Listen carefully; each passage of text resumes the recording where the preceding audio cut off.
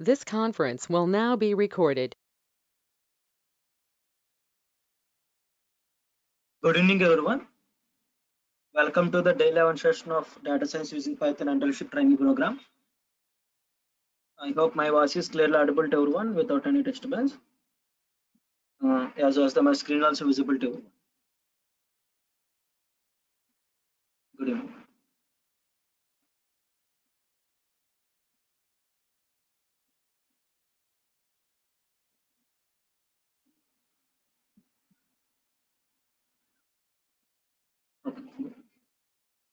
Okay, so what are the things we have discussed yesterday?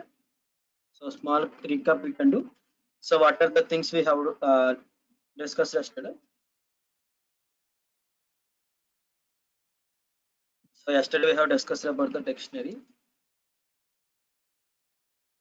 and we have seen the methods in dictionary. Okay, how to access the elements, as well as we have seen the methods for the dictionary. Okay, I hope yesterday I have given two different problems. I hope few of you have tried, or most of you have tried. Okay, so like I will try to upload the solutions also from tomorrow onwards. I will try to update the solutions.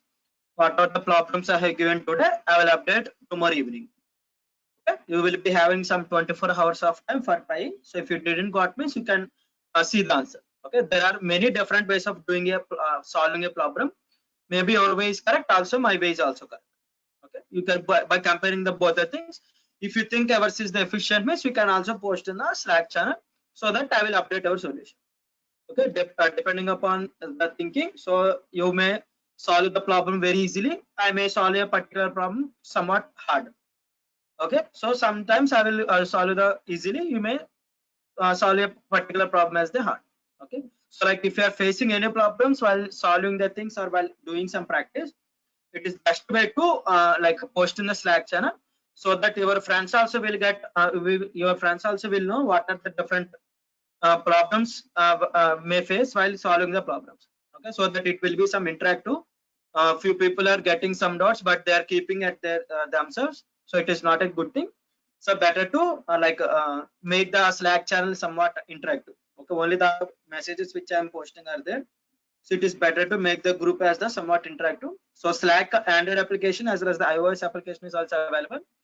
So no need to use the web application every time. Okay, so if you're using desktop or laptop continuously means web application is also available, so you can use that thing.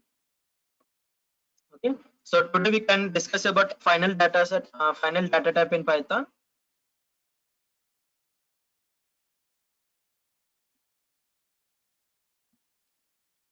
Okay, so today we can discuss about the one of the final data type called set. Okay, so and we can see the remaining things, how what are the properties available for the set, what is a set, how to declare a set, and all those things. Next we can see few methods available for the set. Okay, next we can see the functions in Python.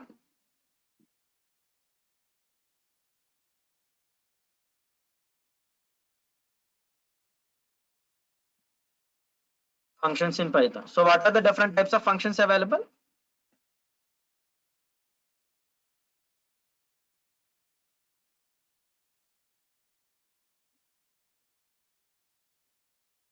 Functions in Python. What are the different types of functions? Okay, programmatical. I hope most of you know what is a function. So in C language or Java language also, we're having the important concept is the function. So one thing is the recursive functions. Okay. In only in one case we'll consider self. Okay, recursive functions. Are there any other things? So mostly we will be call them as the classified into two types. So first thing is the built-in functions.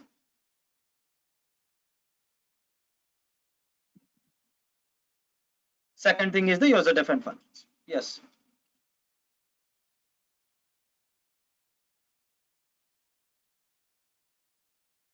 Okay, we can see few what are the different types of built-in functions available. What are the, how we can define the function on our own. Okay, while coming to the nested functions or recursive functions, all those comes under the either it comes under the built-in functions if it is constructed previously, they will comes under the user-defined functions if you have constructed the particular function on our own.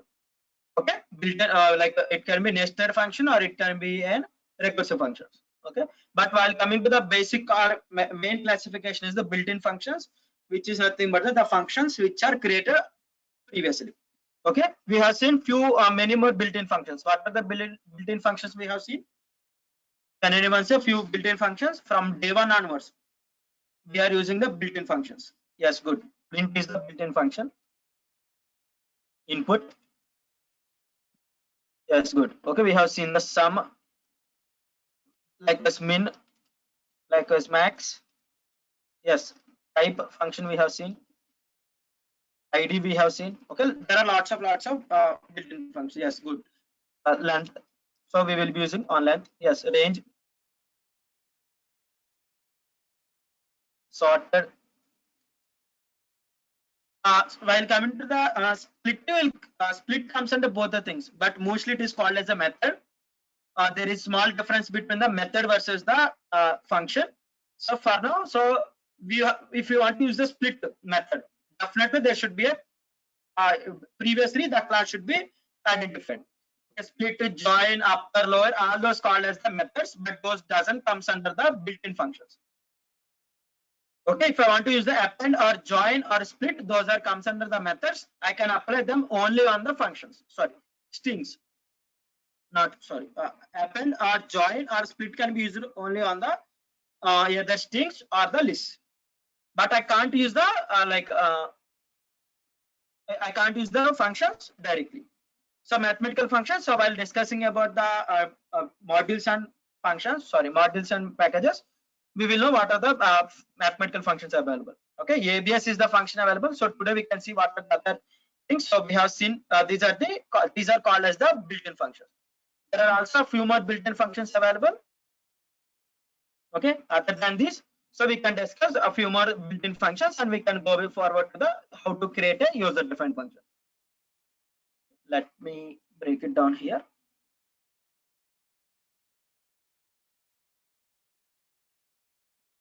Okay, so these all are the built-in functions available inside the Python. So first of all, we can go with the set.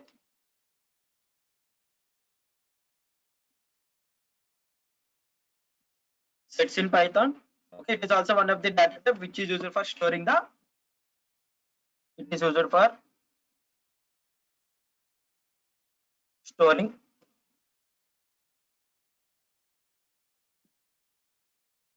Okay, so it is also used. It is also a data type which is used for storing non-homogeneous group of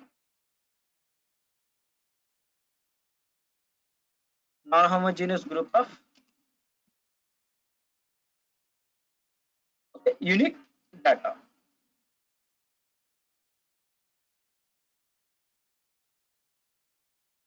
Okay, so one of the data types. So previously we have discussed a few different types of data types. So one is the list for storing group of non-homogeneous group of data.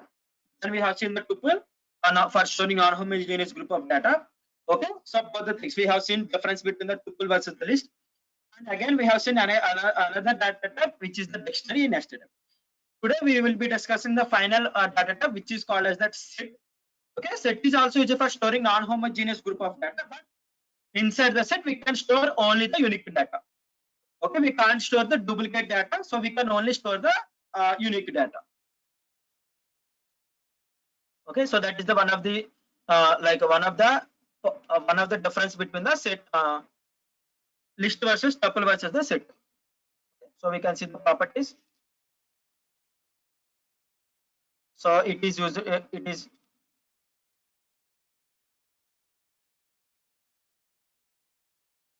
parentheses are used for storing the group of data.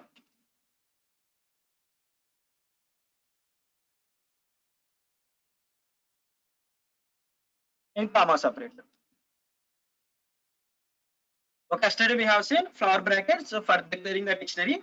Inside the flower brackets, if the data is available while key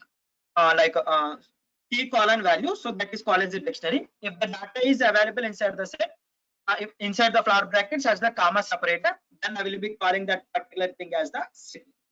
Okay, we can see. Okay, but while coming to the set, so it is an mutable data type. What is meant by mutable? What is meant by mutable data type? So can anyone tell me? So it is an unorderedness. Yes, can change.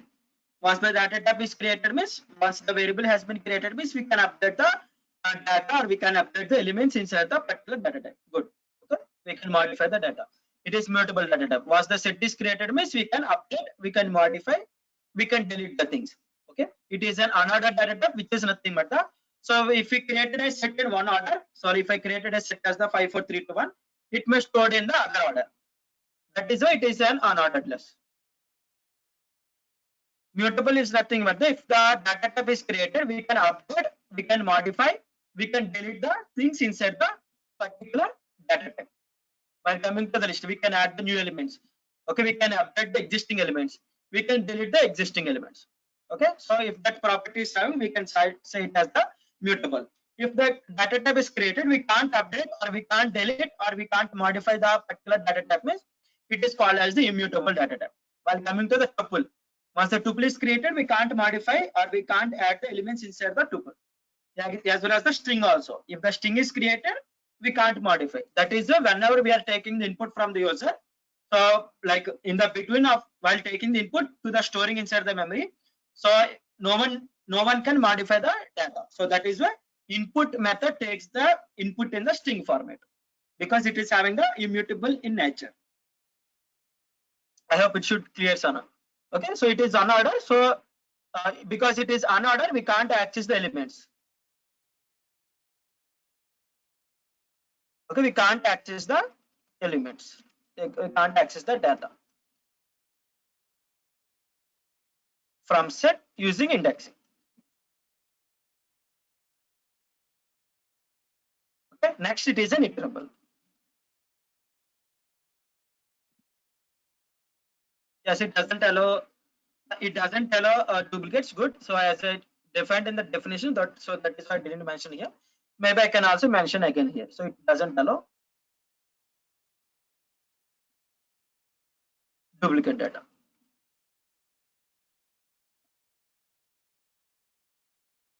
Okay, it doesn't allow duplicated data. These are the properties and definition for the set. Let me include as the point. Okay, it is used for storing the non-homogeneous group of unique data in Python.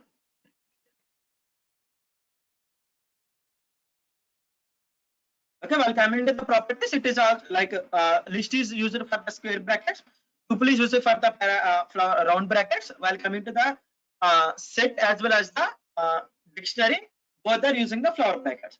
If the data is available as the key colon value place inside the flower bracket, that is called as the dictionary. If the data is available as the comma separated, then that particular data is called as a set in Python. Okay. As well as it is mutable data type. Mutable data type is nothing but the once the set is created, we can update. Okay, we can update, we can modify, and we can delete the things which are available inside the particular set. Okay. Then while coming to the next thing is it is an unordered data type. So previously I have discussed about the one thing is called as the orderedness. If you observe in the while coming to the list or tuple or dictionary, however we are inserting the data in the same positions, the data will be available. Okay, however how we are inserting the data inside the things, the same thing. Okay, the same thing we can the same thing we are available while coming to the set property. So it is not having any of the orderness. Next thing is we can't access the elements from the data because it is having the random nature. So because the order will be changes automatically how while inserting the elements inside the set. So that reason we can't access the elements from the set using the indexing. Next thing is it is iterable as like it is iterable. We can use the set over the loops. Finally, it doesn't allow the duplicate data. So these are the different properties. So if I want to create an empty set, we are having only the one of the property we can create. Only one way is the set method. I have to create a set. I have to create as the set class. Okay, this is only way of creating an empty set. Because if I use the flower brackets means it automatically declared as the dictionary. But while coming to the if I want to create an empty set means I am having only one way of creating an empty set as the set by calling the set class. Okay, if I call the set class means automatically that it will automatically create an empty set. Okay, so before going to the methods, how to add that data into the set or all those things, now let us use how to create a few different types of sets. Okay, so let me create another set S1. As I said previously, it doesn't allow the duplicate data, and also it is not having the order. Let me create some data.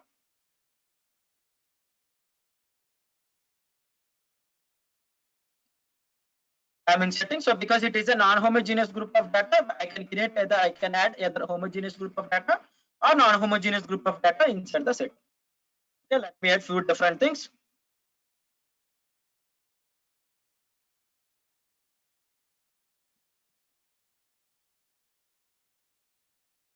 Okay, let me add these different sets. If I print the set, let us see what is the data type of that particular set. Is it dictionary or is it set?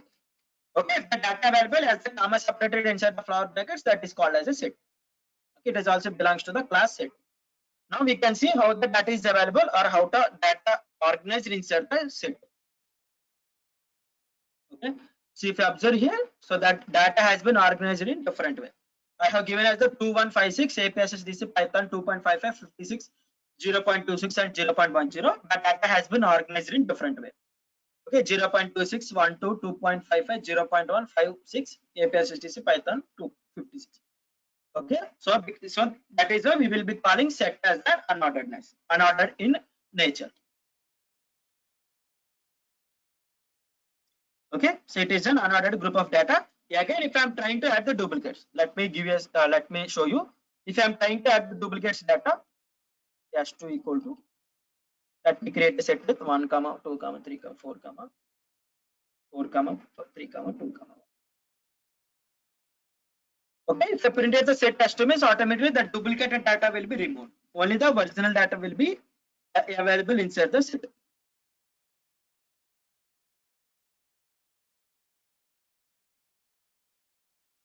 Okay, so if you observe here, I have added 1 2 3 4 and 4 3 2 1. Automatically the elements which are duplicated are removed. Only the original data will be, only the unique data will be available.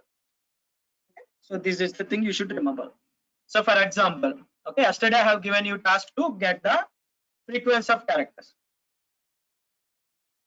Okay, so let me show you an example, or let me give you a task. So yesterday I have given an example of the identified the frequency of characters. Let me ask you a few things. So how set is very helpful for us while reducing the time complexity while doing our or building our applications, or otherwise it is better to take in data.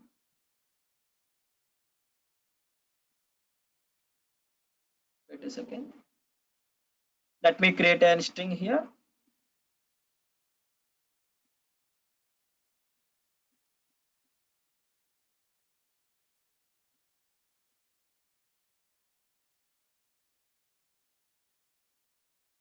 Okay. Let us create a group of data. So I hope most of you have completed how to get the frequency of characters. How many times a particular character is available? I hope few of you have tried. Let me create here. So string 1. Okay. So if I want to get how many times P is available, or otherwise if I want to count how many times P is available, or otherwise how many times this particular string will be iterated, if I want to count how many characters are available through the the loop, how many times this particular string will be iterated. For example, I have to count how many times A is available. Okay, there are many ways of getting a particular thing. For example, if I'm iterating over the loop for Karen, okay, for Karen ST, I'm comparing if it is A. Yes, I can use the count method. Good. I can get a count method. So let me give us the C equal to 0. Okay. So I can use the count method. For example, if I want to count P how many times, Y how many times, T how many times, H how many times, what I have done, simply what I am doing here, I will be declaring a dictionary here. Instead of count, I can use the dictionary. Okay. I am assigning the key as the char. So I like most of you have tried. Let me give you the answer for the yesterday's class. S of char equal to, so what is the key should be there? How many times that particular character is available inside the st. St dot count of char. Okay, is it factor for getting how many times the particular character is available inside the string? Will I get the output as the particular character count of the particular characters? Yes or no? Give me the answer.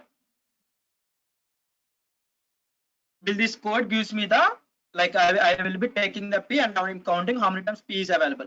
Next y, how many times y is available. Next t, how many times it is available. Will it gives me the output or not? If I print the c. Yes or no? Anything is okay.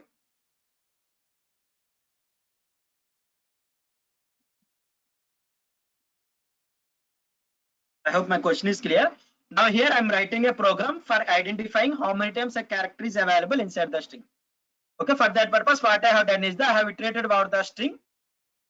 Okay, so here char one by one character is available. I'm getting one by one character if I print the char. Yesterday's task, I'm giving the answer.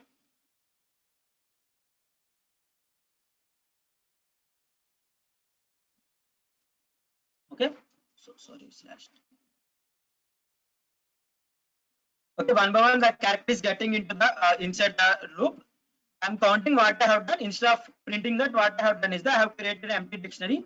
I have declared an empty dictionary. So here what I'm doing, so for inserting the data inside the dictionary, what I have done, C of char. If that particular key is not available, key will be automatically added. If the key is available, means the value will be updated. What I'm doing here, so C of char equal to st dot string dot count of char. I will be counting how many times p is available. I'm counting how many times y is available in the second iteration.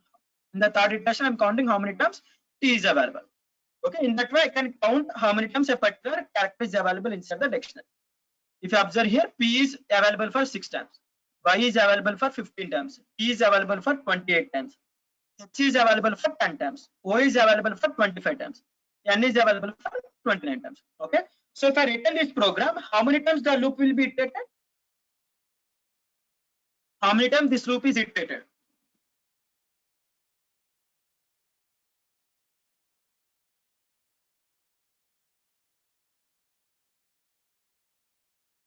So I'm not getting any response on length of the string based on characters. Good. So how many times it will iterate? Clearly it will iterate over the length of the string because we are iterating over the length of the string.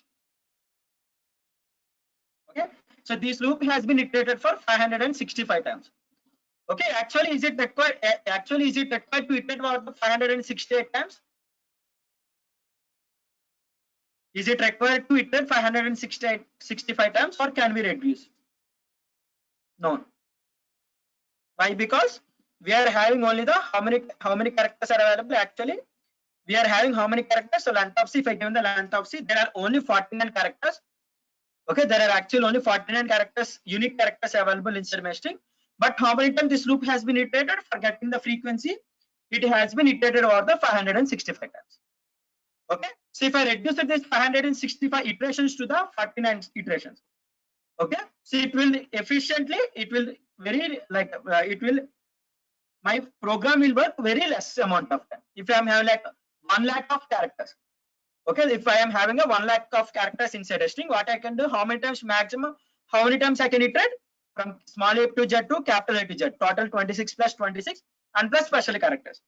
If there are 1 lakh of characters also, I no need to iterate over the 1 lakh of characters. Simple, I can iterate over the unique characters. Okay, for that purpose, if I use the set, okay, for that purpose, if I use that set, means what will be happening, I can reduce the iterations from 565 to 49.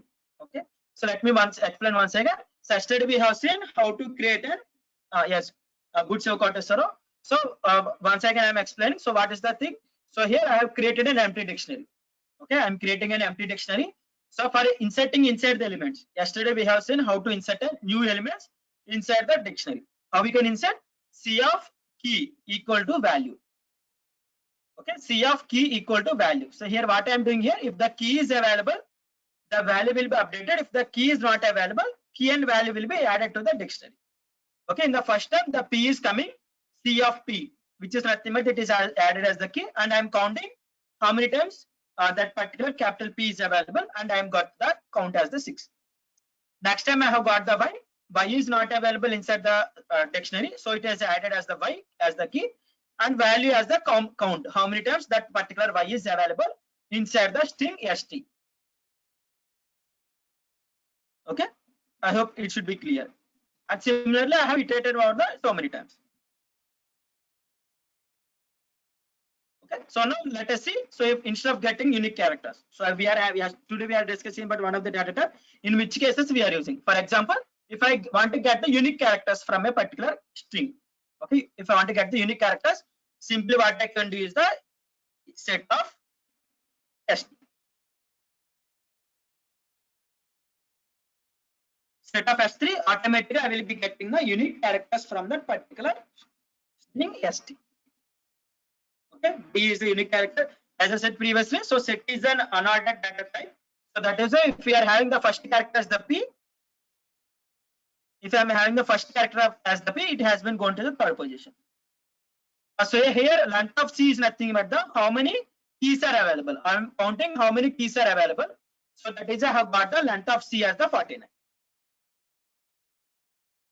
Okay, I am counting length of C is nothing but the how many keys are available. So it will count 1 time, 2, 3, or nothing but the key and value pairs. How many pairs are available inside the particular dictionary? Okay. So here I am having only the 49 unique characters.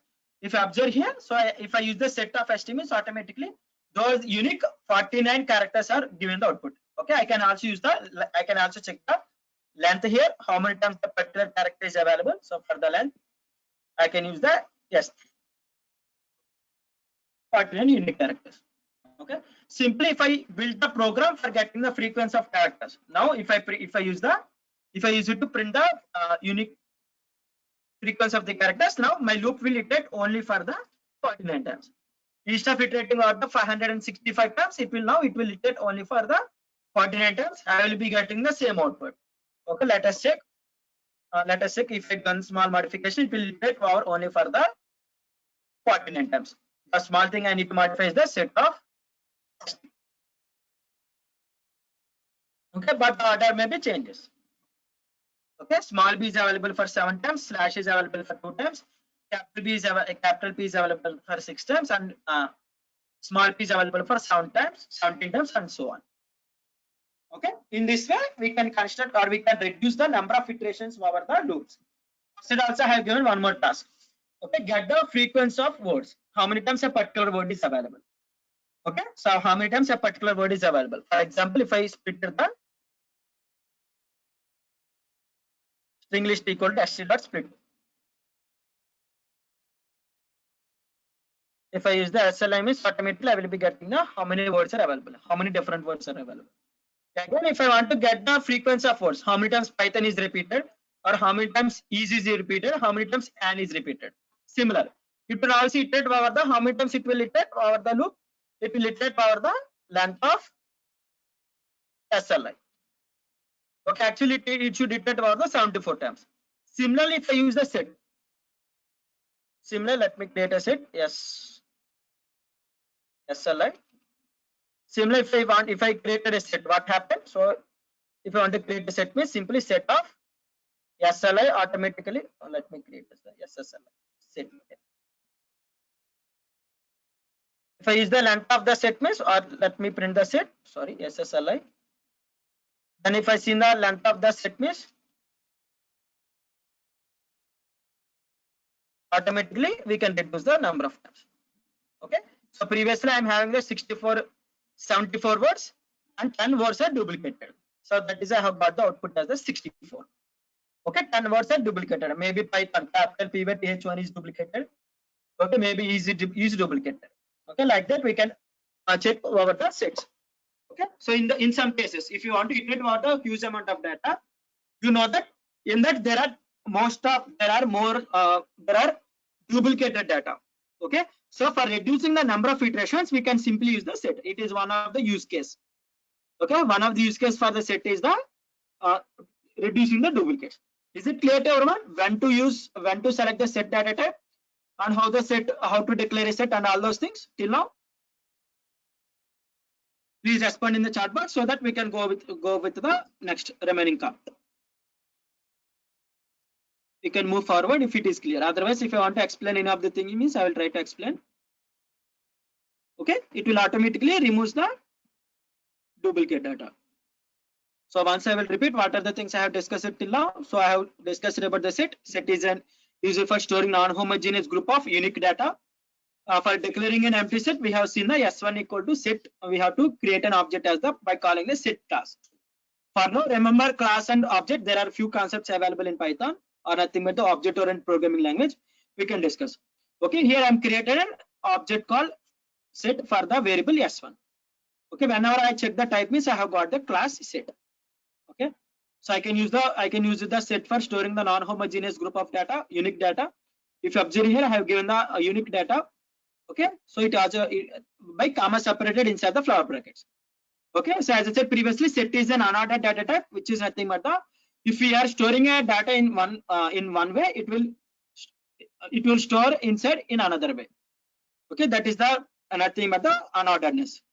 If you observe here, first I have given the 2 elements, so it has been taken as the 0.26. Okay, so that is it is not having any particular order. So that is why we can't access the elements using the indexing. Next, as I said previously, it is used for storing the unique data type, unique data. So if I am trying to store the non-unique data, means it will automatically remove the duplicate data.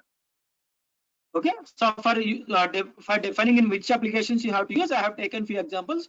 What are the tasks I have given yesterday?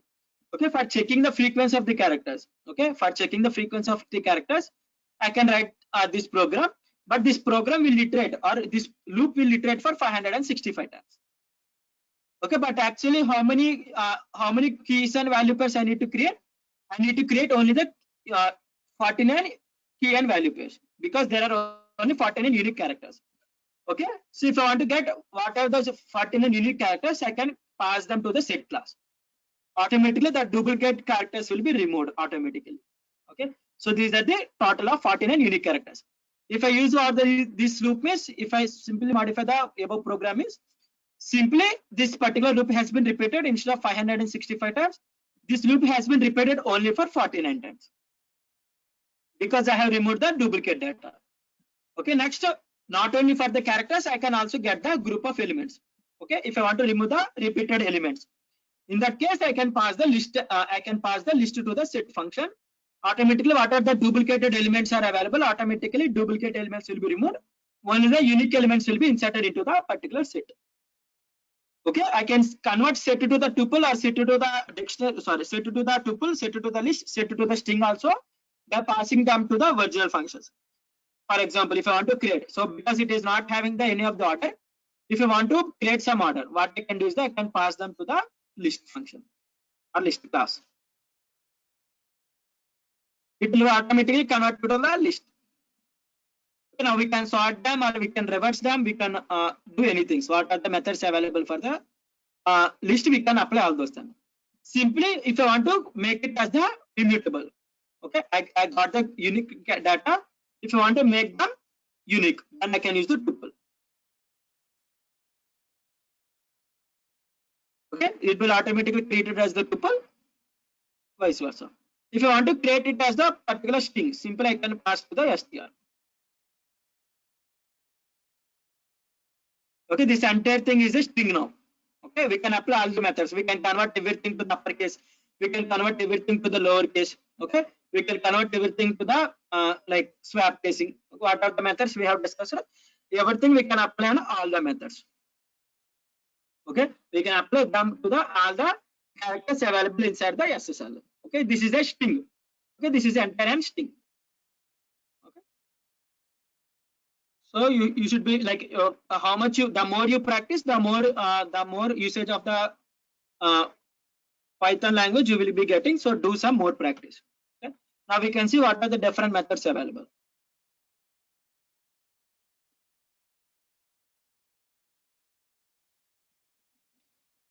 Sir, it should print in the form string, but it is printed in the form of set.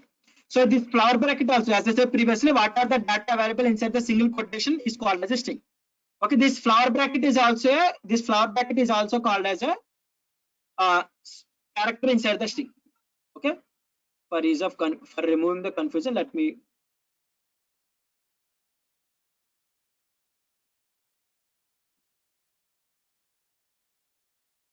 print the type of STLI. You will be getting it is belongs to the string. Okay, why it has been printed the parenthesis is nothing but it is also a character inside the string. Yes.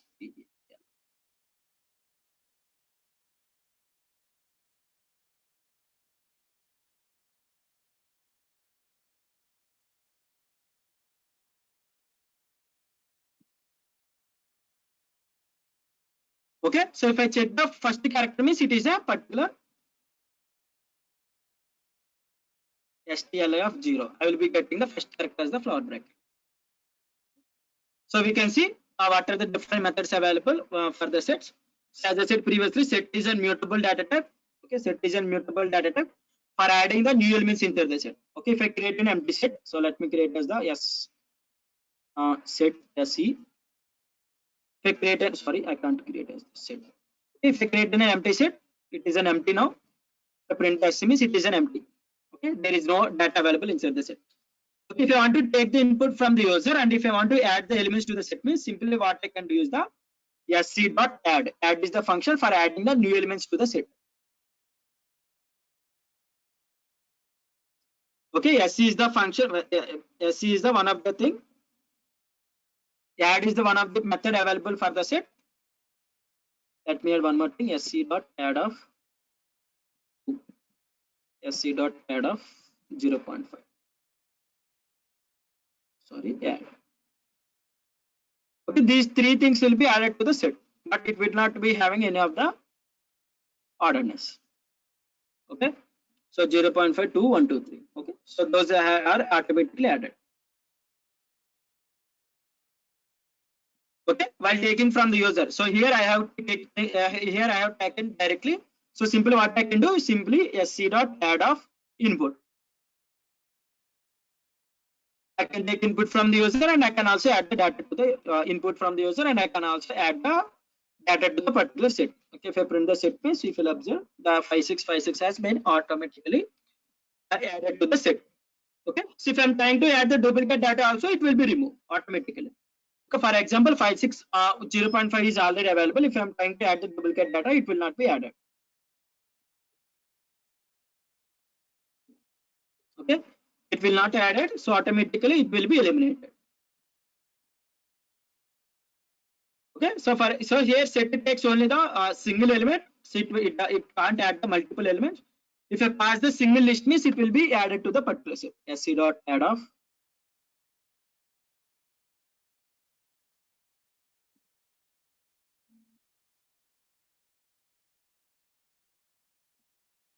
okay, we can't add the group of elements using the set. Okay, it will take only the single element. Okay, so for example if I use the tuple means I can add because it is a mutable data type, so we can add the tuple.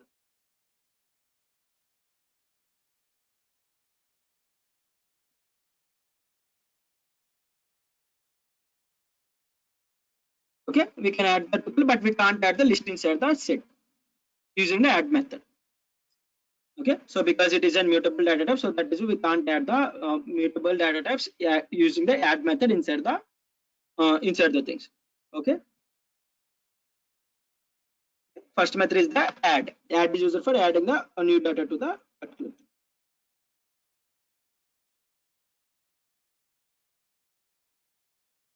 Okay, if you want to add the group of data, for example if I want to add the group of elements inside the set, then we are having one more method called update. Every time we can't iterate for the loop and we can't add the single element to the particular set. We can use the multiple data to the particular set. Okay, we can pass group of data using the update method. Simply what are the things we have passed, everything will be everything can be updated to the particular set. Okay, we can add as the set, also we can add as the if we want to pass the set. Okay, 1, 2, 3.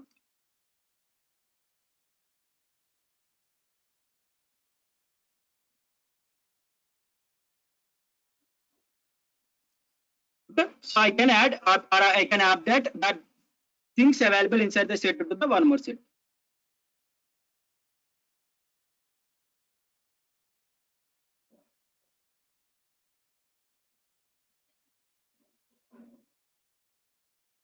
Okay, 30th cell. So 30th cell is nothing but I can't add the mutable data types inside the set using the list.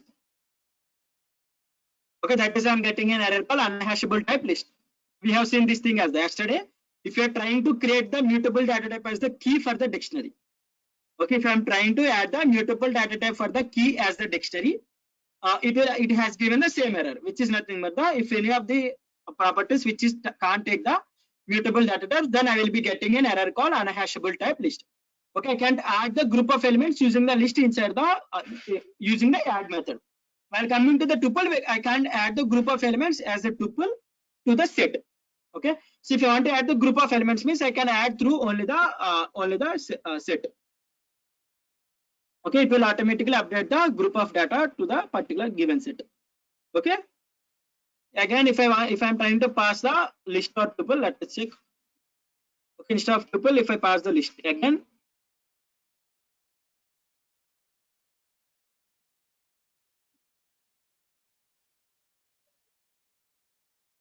okay, we can pass the group of elements based on the either list format, either the set format, because of all this 1 2 3 4 is also available 5 6 7.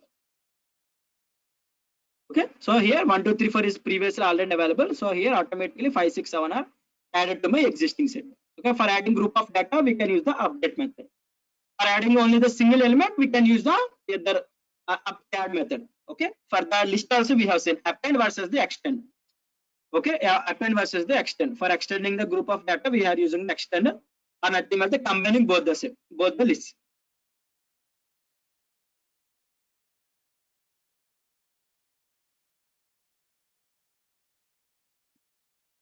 Yes, we can't count how many times the elements are available. Count method is not available.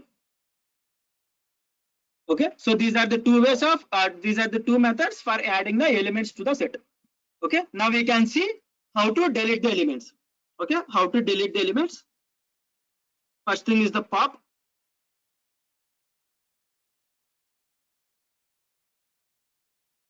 It will remove an element from the set. sc.pop. It will remove an element from the set automatically. Okay, so any of the element, how many times I execute, automatically one particular element will be removed from the set, because here it will be removing an automatically one element will be removed. Okay, it will randomly remove. We can't say which element will be removed at a particular time, because it is not having any of the ordered property, so it will automatically remove the elements from the set. Okay, if you want to remove a particular element from the set, okay, if you want to remove a particular element from the set, and now I can use the one method called sc.remove. Here, if you want to remove a particular thing, for example, if you want to remove this tuple from the set, okay, if you want to remove that particular thing, means I can pass the 1 2 3, automatically that particular tuple will be removed. Okay, if that particular element is not available, means I will be getting an error automatically. Okay, I will be getting an error called key error, because that particular thing is not available inside the set. Okay, you should remember, whenever you are trying to remove a particular element from the set or list, it should be definitely it should available inside the set or list. Okay, we have seen the remove method for the list as well as the remove method for the set. So both are the things are same. Okay, if that element is not available, we will be getting an error here. Okay, for example, so if while removing the element from the set, if that element is not available, if you don't like, if you are not interested to get the error. Okay, if you observe here, this particular element is not available, that is I have got the error. If I got an error, means the execution will be automatically stopped. Okay, if I am having 100 lines of code, in the 60th line, if I got an error, if the element is removing and the element is not available, automatically the execution will be stopped. Okay, the execution will be stopped. In that case, what you can do is that there is one more method called discard. There is one more method called discard, discard. Discard is also for removing a particular element from the set. Okay, if it will also remove the particular. Let me remove. No, what are the elements available? Let us remove the 5 6 5 6 strings. Okay, if I want to remove a particular element from the set, means I can also use the discard as well as the remove also.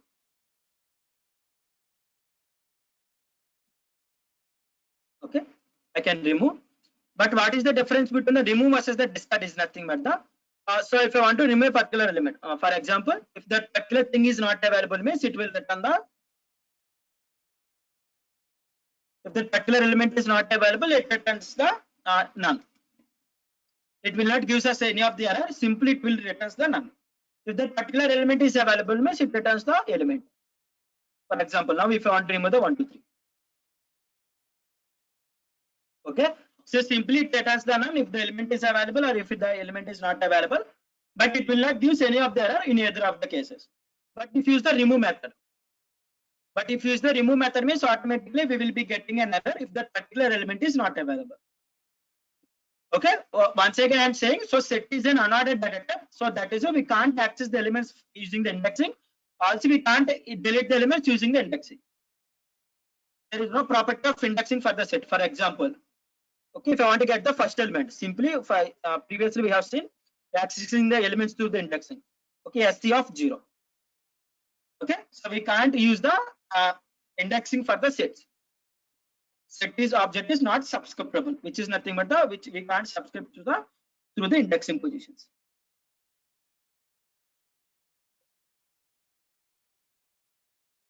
Okay, these are the way of adding the elements to the set as well as the removing the elements from the set.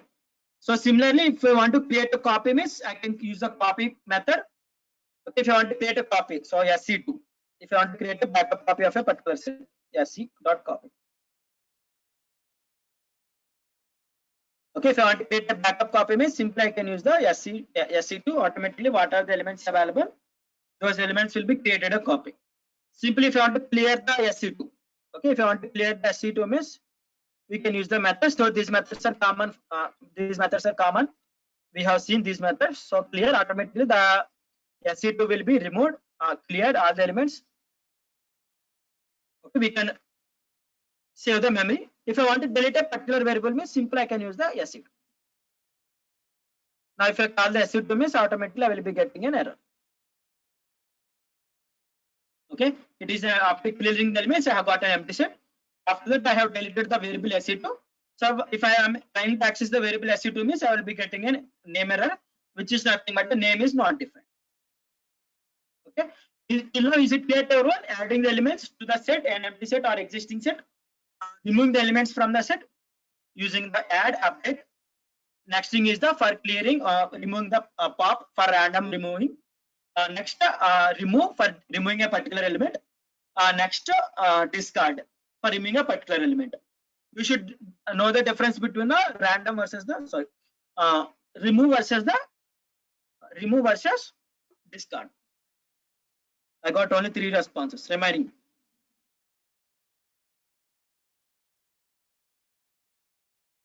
Okay, good.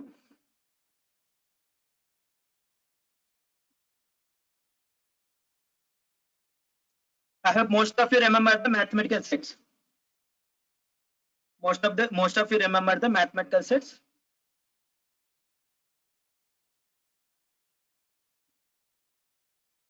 Okay, union, intersection,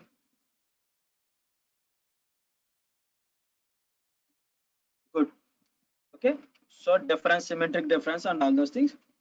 Okay, so by using the set data type, we can also use the mathematical sets also. Union, okay, intersection as well as the difference. Okay, we can see all those things. Okay, if you want to, I hope everyone know what is the purpose of union. If I'm having 2 sets, what is the purpose of union? Anyone remember?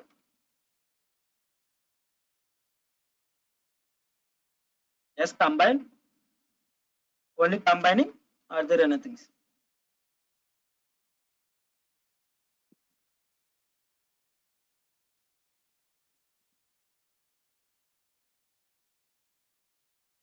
All the elements in a set without repetition. Good. Okay. If I'm combining two sets, okay, you can also combine multiple sets. If you're combining two sets means you should remember. So what are the unique elements available inside the two sets? Okay. The repeated things will be removed. We will be getting the unique elements. For example, if I am doing the S1 dot union of, so for getting the union values, I am having a method called S1 union. Union is the method which is used for getting the union between the two sets. Okay. If I execute that means I will be getting the unique elements.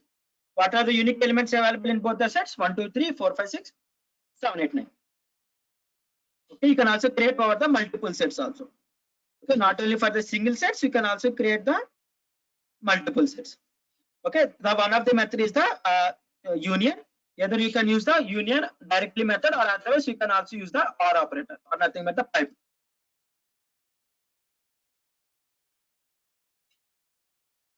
Okay, either you can use OR. Okay, you can use either OR, sorry, pipe operator or pipe character, or nothing but you can also directly use the AND operator, union operator. Okay, so union. So first thing is the union, getting the common, getting the uh, unique elements from both the sets. Now, what is the purpose of intersection?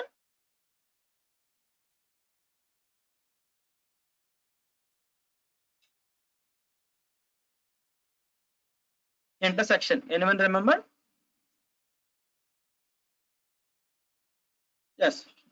Okay, here we will be getting the elements which are available in both the sets. What are the elements available in both the sets? For that purpose, we are having the S1 and ampersand. The method is the intersection. The special character is the ampersand. We will be getting the both same output for both the things. Okay, what are the common elements available inside the both the sets? We will be getting the output. S1 dot intersection of S2. Okay. And what is the meant by difference? Symmetric difference or difference? Difference. Next thing is the difference. S1 dot difference of S2. Okay, if you observe the S1 dot difference of S2 means nothing but the what are the elements available? What are the common elements available in S1, and S2 will be removed for the S1. Yes, having in S1 but not in S2. Okay, S1 minus S2, which is, so here the you can use the S1 dot difference of S2 or nothing but the S1 minus S2. Simply removing the common elements. Okay, so the difference, so we will be getting, if I want to get the elements which are unique elements in S2 to the S1, I can use the S2 minus S1. Okay, 8, 9, 7 are not available in S1 set. Okay, while coming to the 4, 5, 6 are available in the S2 and S1. Simply subtraction. Okay, you can use the difference or nothing but you can also use the minus.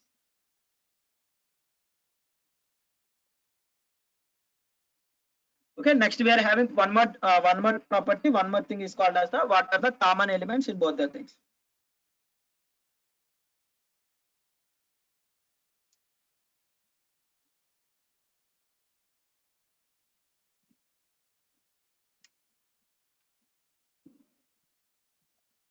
S1 dot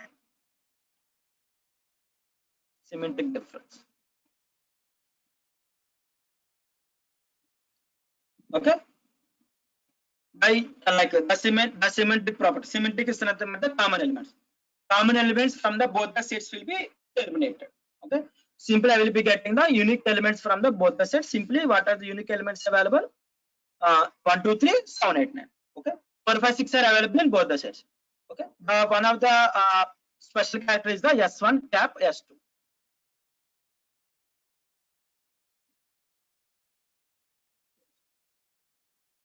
Okay, S1 cap S2 or nothing but the S1 cap S2 or S1 dot symmetric difference of S2. Okay, S1 dot symmetric update of symmetric difference of S2, or we can also use the S1 cap S2. So both the gives us the same output. Okay, depending upon the situation, we will be using these methods. There are also other methods available. For example, difference update. If I want to update the what are the elements not available in S1 and S2 to the S1. Symmetric difference update to the S2.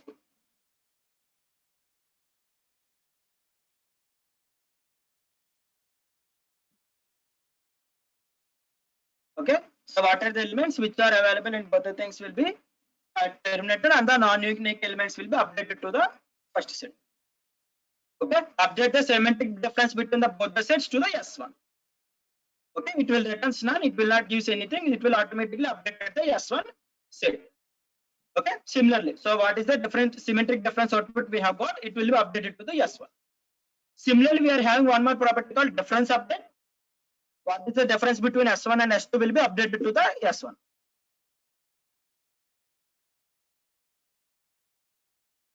It will also returns the none, it will automatically update the S1.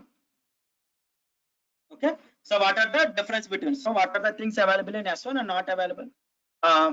In S2 will be removed, and the unique will be updated to the S1 property. Sorry, S1 state.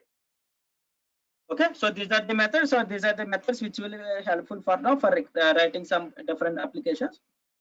Okay, so if it is clear, means we can go with the, we can move forward.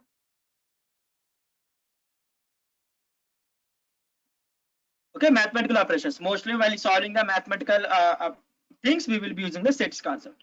Union, intersection, difference, symmetric difference update, and difference update.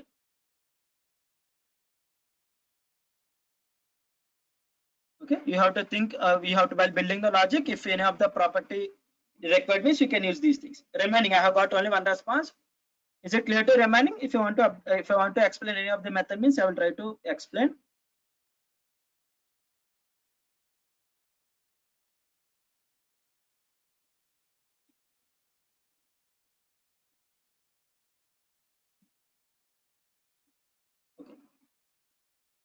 Okay, now we can go with the functions.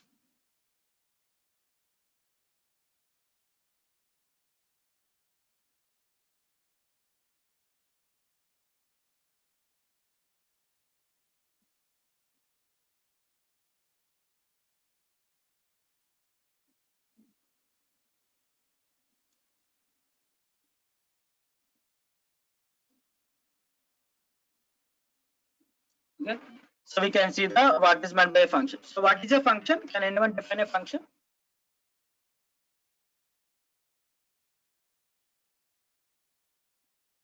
Functions in programming language, not in real world. What is a function, or what is the purpose of function property? You can give anything.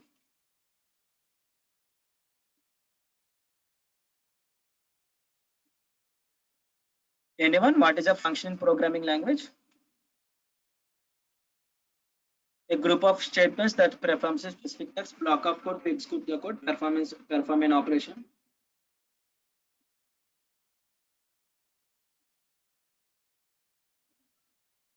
Set of instructions which are executed how many times we want. To use many times we write functions. Block of code which performs a specific task. One can. Good.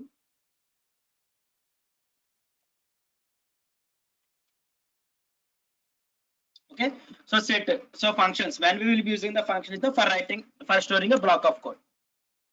Yes, group of statements executed when it is called. Okay, so there are different types of definitions available. So for examples, function is also called as a group of instructions given by the user to perform a particular task. There is no specific definition for the set. Okay, there is no specific definition for the set. What are the definition available for the program? It is also applicable for the function. Set of instructions given by the user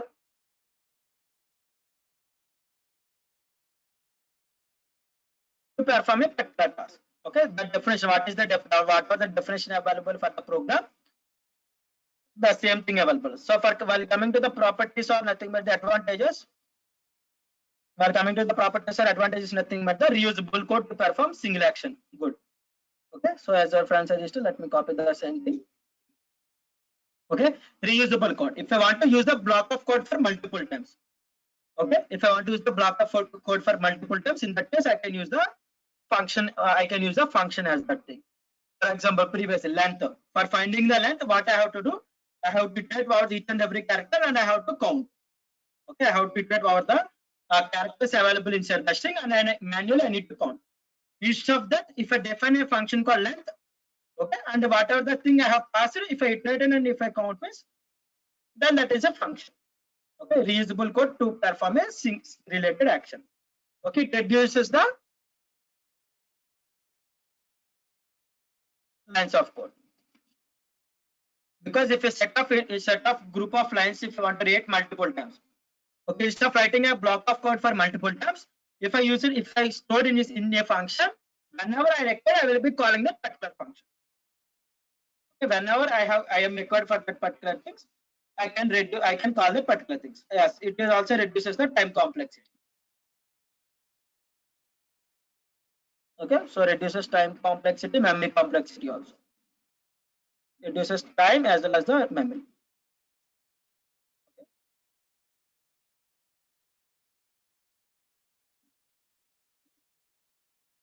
Okay, so we have seen many built-in functions. So till now we have used few built-in functions. We can see few more built-in functions. Okay, so few more built-in functions are the first thing is the ABS.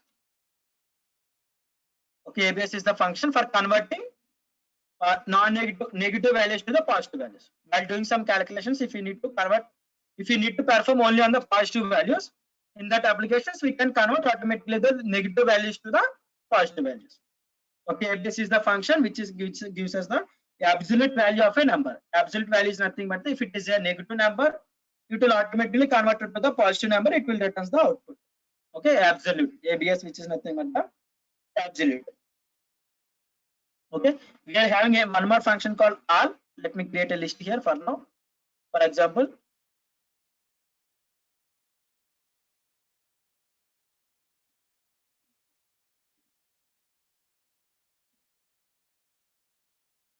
okay, we are having one more function called all. All returns if all the elements are true.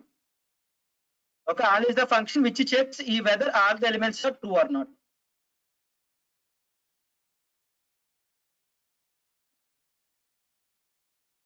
This is also predefined built-in function which checks whether all the elements available inside my iterable. It can be set or it can be tuple or it can be list. Okay, if all the elements are available inside the iterable things, iterable. Whenever I define the property, if that particular data type is having iterable in nature, I can use the all function. Okay, so if all the things, all the data, all the elements available inside the group of elements are true, then I will be getting an output as the true. Okay, as I said previously, except 0. Okay, except 0, what are the data available? So for example, string 0 is also true. We have seen on the conditional statements. Okay, string 0 is also true. Automatically, I will be getting the output as the true.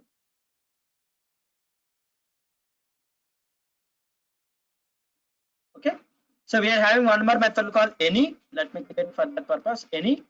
It checks whether any of the one element is true.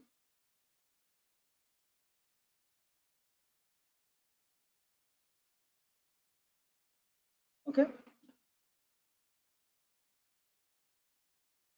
so li2, if it checks whether any of the one element is true. So I'm having a few x number of elements. It checks whether any of the single element is false. Sorry, any of the one. If any of the single element is true, automatically the output will be true. Li2 dot li3. Let me create one more thing. Li3 equal to.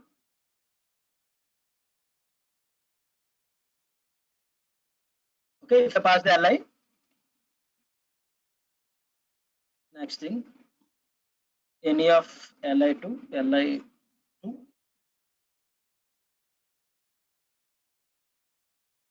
Okay, if any of the single element is true, automatically the output will be true. Okay, if any of the single element is true, automatically the output will be true. The empty string is also gives us the false, because we are having no data. All of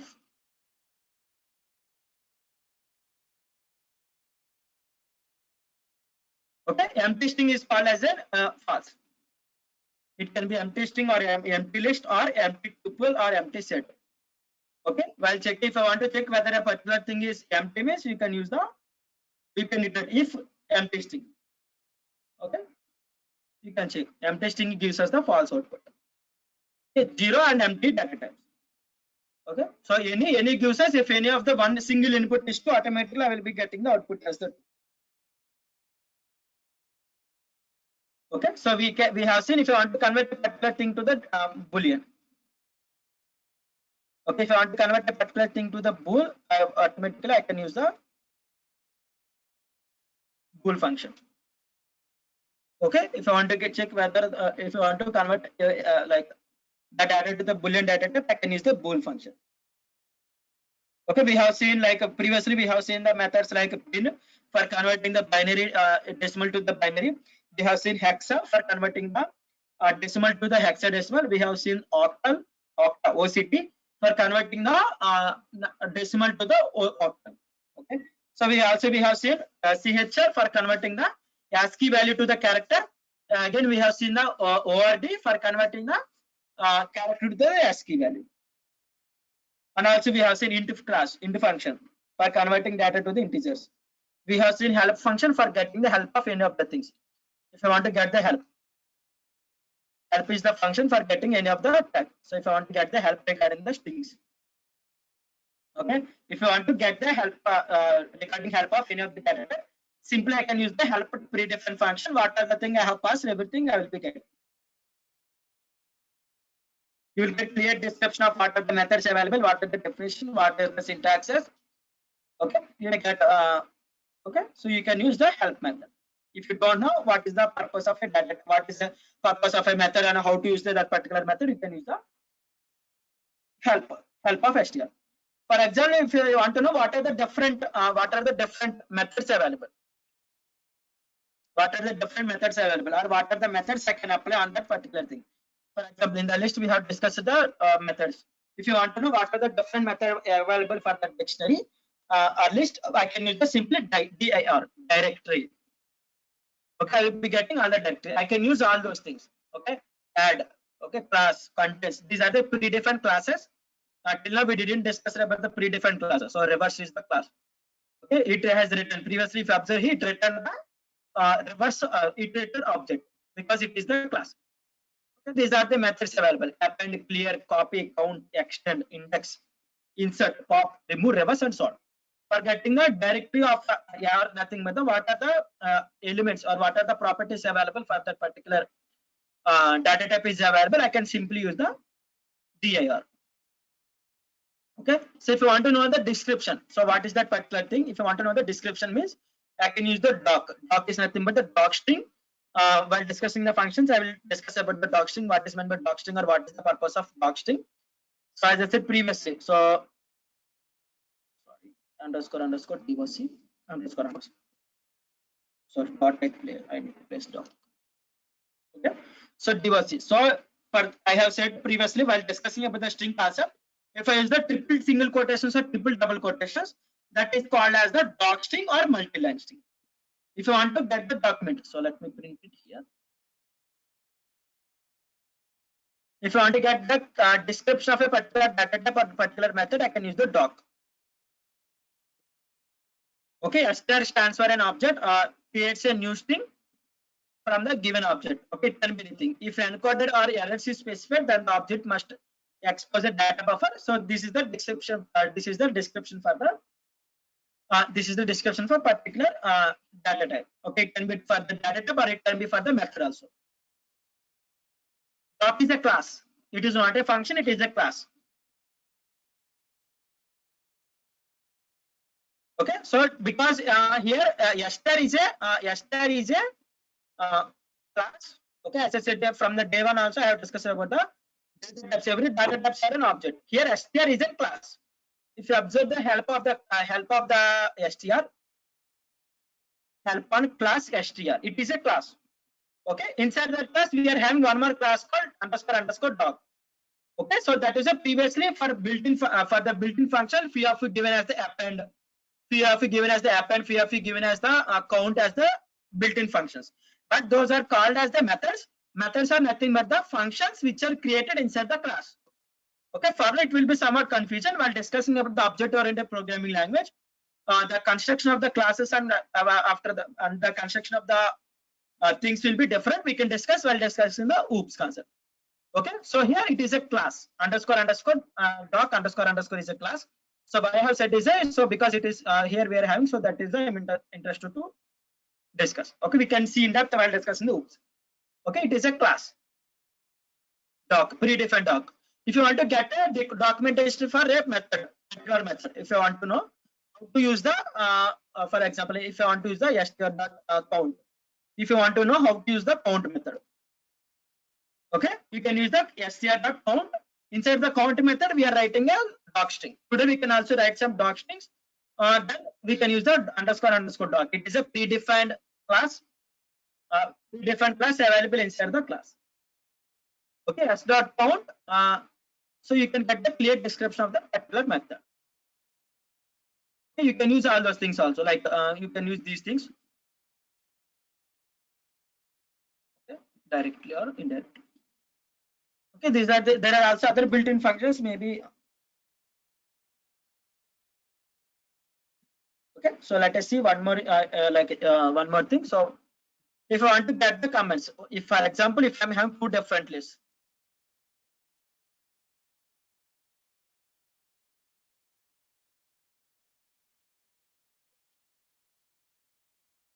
okay, if I'm having two different lists, if you want to perform operation on 0th index and 0th index, second index and second index, third index and third index, fourth index and fourth index. Okay, for example, if you want to add those two things, or otherwise if you want to add the elements inside the both the lists, means what I can do is simply I can create a zip object.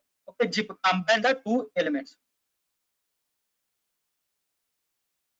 Sorry, zip returns the zip object. Okay, zip returns the zip object. Let me create an li3. Okay, zip returns the zip object. We can use the vector thing over decorators. Okay, see we can, sorry, not zip li3, sorry. We can use this particular object through the over the iterators, or I can directly convert to the list. Okay, for ease of showing output, I am converting it to the list. Let us see what is happening. Okay, automatically 0th index position and 0th index position will be concatenated as the tuple. First index and first index will be concatenated with the tuple. Okay, third index and third index will be concatenated to the tuple. Okay, we can like that, we can combine while working on the things. Okay, we can give multiple things also.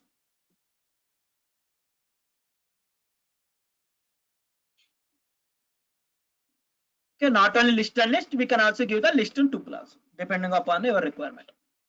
Okay, for example, if you want to give there is one more method called enumerate.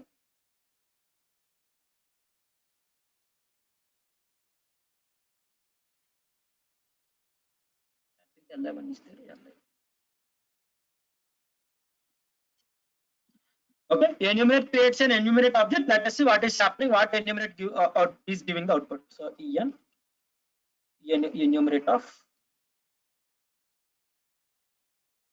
li, and I am converting that to the list. So what will be happening is that it will be giving the indexing values to the each and everything. It creates the index for each and every value. n. Okay, it creates the index as well as the value. Okay, so 0 is the index and 1 is the value. 1 is the index, 2 is the value. 2 is the index, 3 is the value. 3 is the index and 4 is the value. 4 is the value. Okay, if I want to perform an index, if I want to perform some operation between the index versus the value, then I can use the enumerate. Okay, enumerate is the method which is used for getting the value index comma value in the tuple format, list of tuples. If you observe here, it is creating the list of tuples. Okay, so depending upon the situation, you have to use them. Okay, I hope these are the built-in functions which those helpful for us while building the different applications. There are also so many built-in functions you can explore. Depending upon the situations, you can use those things. Okay, now we can see how to create a built-in functions.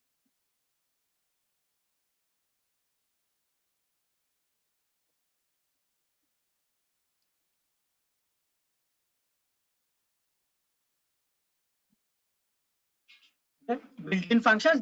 We are also having a few different types of built-in functions. First thing is the required arguments. So before that, let me create a syntax. Let me create a syntax. So this is the Python. So I'm ready to give the syntax. Okay. So def is the keyword for user for creating the built-in functions. Okay. Def is the keyword which is used for creating the built-in function. Sorry, user defined functions. Sorry, I have written this wrong. Okay. So till now, what are the functions we have used? All those functions are created previously. Okay. All those functions are created previously. If I want to create a function manually. Okay. For that purpose, what I have to use the def is the keyword available in Python for defining a particular function. Okay, def is the keyword. Then we have to give the function name.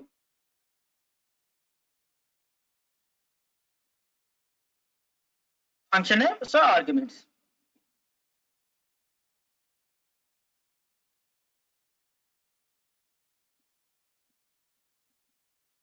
We can do multiple things, and I have to place the colon. It is also separated with that block of code. As I said previously, function is a group of instructions given by the user to perform a particular task. For storing the block of code, we will be following the indentation here. Okay, statement one. So on the top of that thing, if you are interested to write some documentation or nothing but what is the purpose of the particular function. Okay, previously if you observe here, we have seen what is the purpose of the count method by using the underscore doc underscore. So we have the particular description has been written. If you are interested to write some documentation or regarding some description about the function, you can also write them in the triple quotations.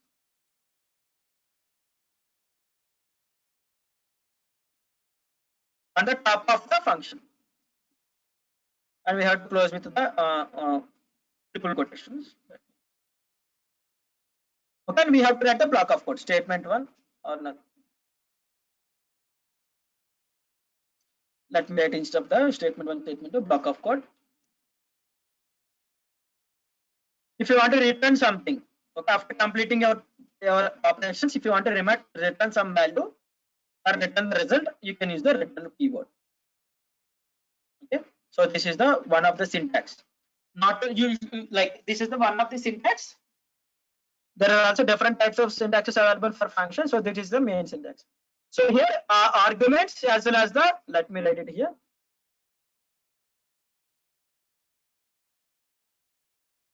Are optional.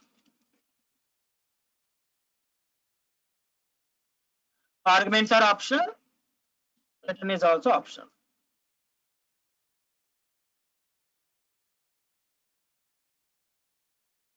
Okay, so if there is a requirement to send output, then you can use the return.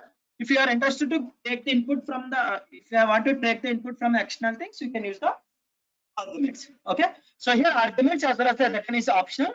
So remaining things, so as well as document string, depending upon your if others want to know what is the purpose of the function, then you can use the document string. It is also optional. Okay, document string is also optional, but it is like if you are good at practicing the writing the documentation for that particular function, it is very good for others who are reading your code. Okay, so while reading your code, others will know what is the purpose, why you have created that particular function. So for that purpose, it is best way to create the document. Okay, document or nothing but the description of the particular function. Okay, this is the basic syntax for the function. Okay, now let us see types of functions.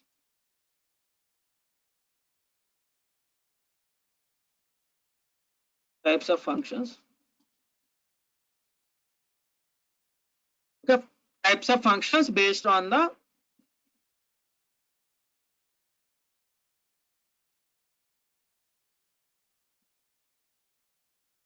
arguments. Okay, based on input arguments or nothing but arguments in nothing but what are the things we are passing to the function, those are called as the arguments. Okay, arguments are nothing but the values. Okay, arguments are nothing but the values. In the range function, we have passed the start value, stop value as well as the step value. Those are called as the arguments. Okay, so some people will call them as the arguments, some people will call them as the parameters, some people will call them as the inputs. Okay, anything, both are all the correct. Based on the arguments, we are having few different types of functions. So first thing is the positional argument. Positional argument or required argument.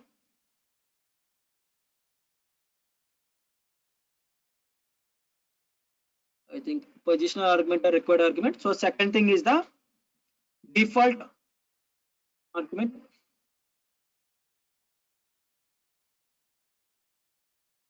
Third thing is the keyword argument. So let me define it as the third one. Keyword argument.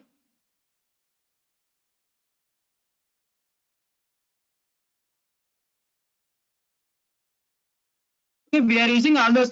We have used these all the different types of functions. Sorry, different types of functions using other methods, but we don't know which function comes under the which specific variable length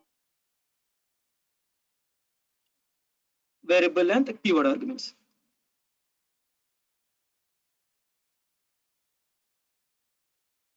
Okay, based on the arguments, we are having two different types. These are the four different types. Let me write it as the four. Okay. So in the C language, if you remember, miss, based on the written as well as the based on the written.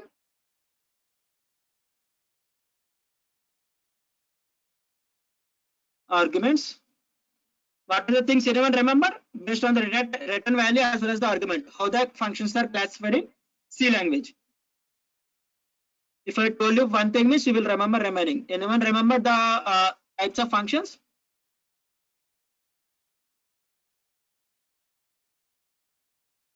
Yes, four types. Good. So any one type? You can give in the shortcut form also. No need to write completely. Yes, yes. Good.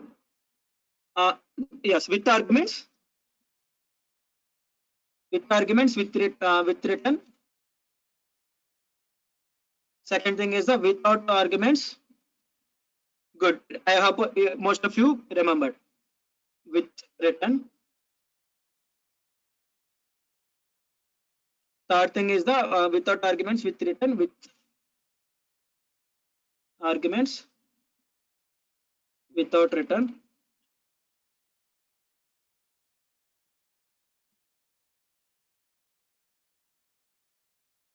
Fourth thing is the without arguments. Good. Without parameters or arguments, both are same. Without written. Okay. So these are the few types. Okay. So we are having few more things, as one of your friends said, pass call by value. So in Python, we are also having the call by value, call by reference.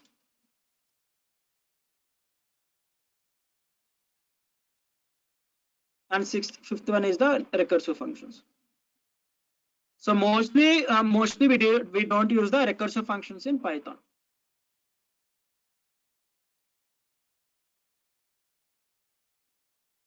Yes, good. Okay, so these are the different types of functions. So completely these are the different types of user different functions. So first thing is the based on the arguments, based on the written as well as the argument. We are having another four types. So mostly we don't discuss the most of the people don't discuss about these things because it will not give anything. Okay, next thing is the call by value, call by reference. This is also one of the important concepts. Next thing is the recursive functions. Okay, so now let us see. Now the first thing is the positional argument or required argument.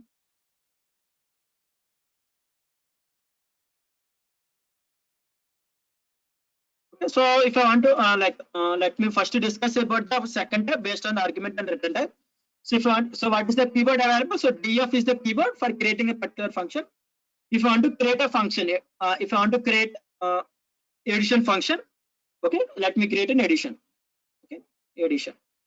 Okay, here I'm creating a function addition. It takes two arguments, a comma b, and it returns the a plus b.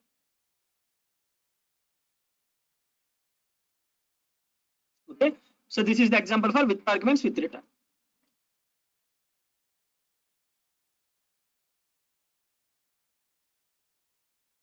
So here I have defined a function a plus b. I can use this function at any point of time. Okay, I can use this particular function at any point of time. After declaring, I can use anywhere in the Jupyter notebook. Okay, in the bottom of the cells, after defining this particular function, I can use this particular function at any point of time. Okay, So what is the example here? So it is the return value. It is taking the arguments and it is also returning.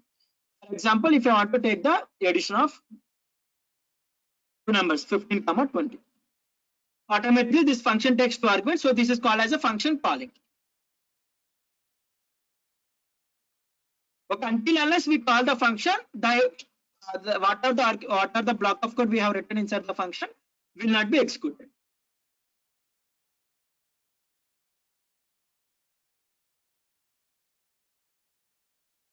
Okay, anywhere I can modify, either I can modify here.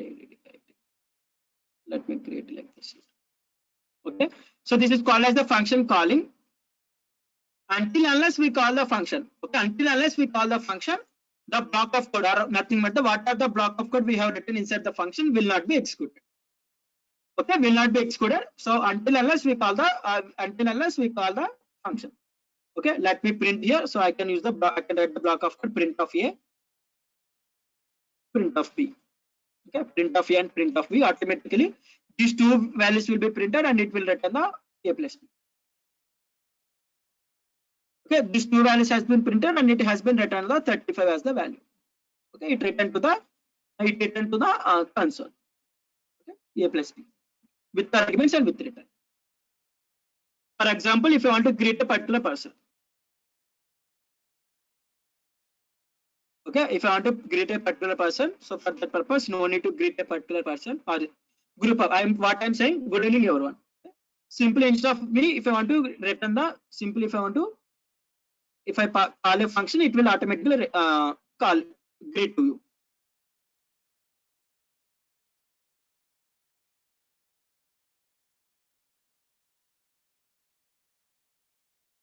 Okay, what is the type of this function?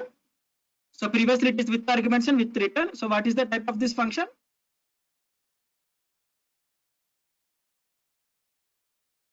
What is the type of this function? Yes, with arguments, without return. Sorry, no, without arguments, with return. Simply if I call the greet function, if I call the greet function, means it all automatically returns the good evening all.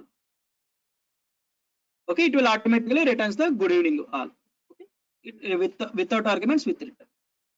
Okay. For example, if it takes two arguments, simply if I done small modification to this particular thing. Okay, instead of returning, print those two values.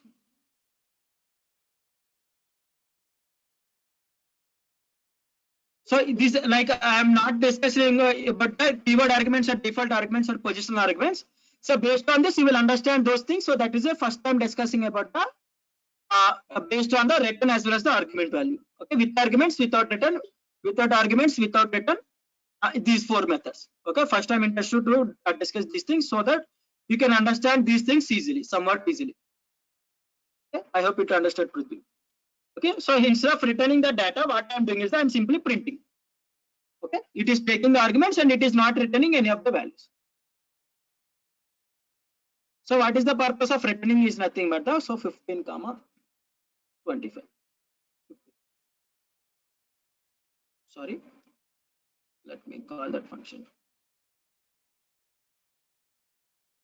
Okay, what happened? It is automatically printed A, printed B, as well as it has printed the A plus B. Okay, so we didn't return any of the values, it directly printed to the console. Okay, what is the purpose of returning value? Okay, what is the purpose of return value is nothing but what is the purpose of return is nothing but if you want to what are the operations performed inside the function, if you want to do some more calculations. For example, if you want to take the addition of two numbers or nothing but the square of A plus B whole square otherwise. Okay, if you want to create a function with the A plus B whole square, it returns a value and it returns A square or nothing but the A into A. Okay, so what is the formula of A plus B whole square? A square plus B square plus 2AB. Okay, for example, if you want to calculate the A plus B whole square or 5 plus 6 whole square. For example, if you want to calculate the 5 plus 6 whole square. Okay, what I'm doing here, I'm using what are the operation I have done inside the function. What are the operation I'm using inside the function? I am using that particular value. I'm using the a square value. Next I'm using the 5, first I'm taking the 5 square value. Okay, simple of print of square of 5, sorry, 5 plus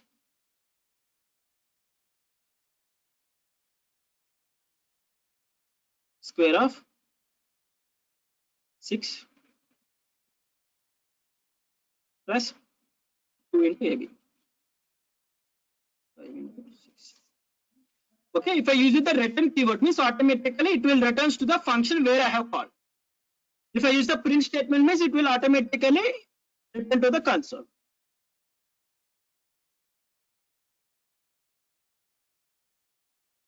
Okay, if you observe here, so a square 25 has been returned to the print statement. A square 36 has been returned. Sorry, printed to the console. This is nothing but the console or output window.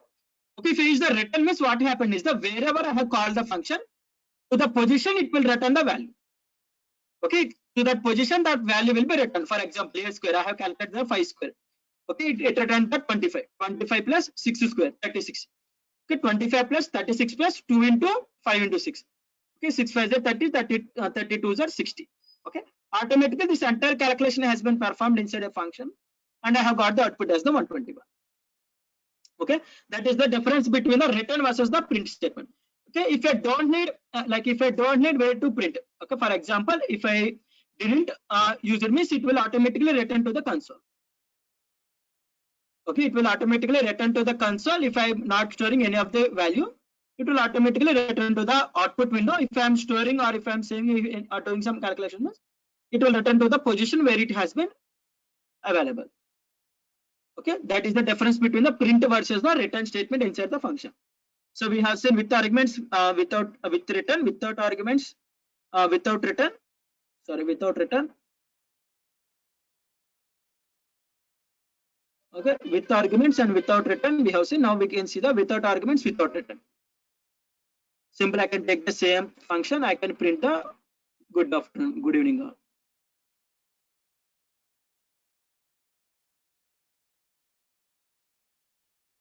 I'm not returning anything to the program, but I'm directly printing to the output window.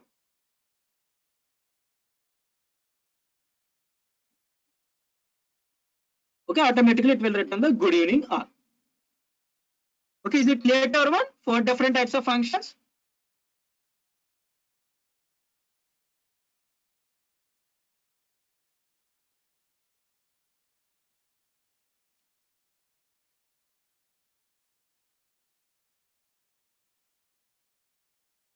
Okay.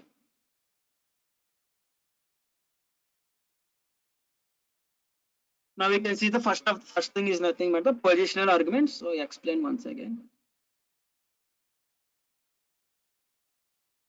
So Anil, so which thing I need to exactly explain? So if you given the specific thing, means I will try to explain that particular thing.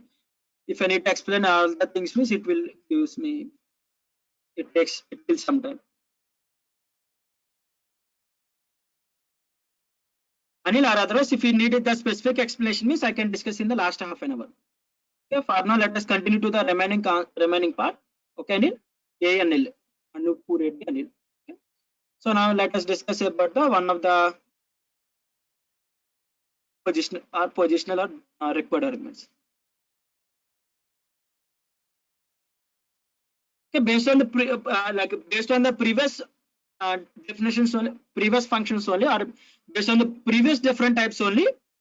Okay, so based on the previous differences only, we have defined or we have categorized to the required positional, keyword, or variable and keyword arguments. Okay, can we write the difference, sir? Can you write the difference? So can you write the difference? So Prithvi, what is the difference I need to write? Difference between the return versus the print. Okay, so prints the value to the output window. Okay, while discussing about the required arguments, I will explain once again difference between the return as well as the print. We will be using those things. Okay, so required arguments is the function. Okay, so function is nothing but the same thing with the arguments function only. So if I take in this particular function, this is also considered as the required arguments. Okay, so this is considered as the required arguments. So required arguments is nothing but If you observe here, the arguments are required for this function. Okay, the arguments are required for this function, which is nothing but there are two arguments. I didn't return any of the docstring previous functions. Let me write the docstrings. So this function takes two values, two arguments, and returns addition of two args. Okay, this is the document string. Okay, so for defining, if any of other thing other people are using TION.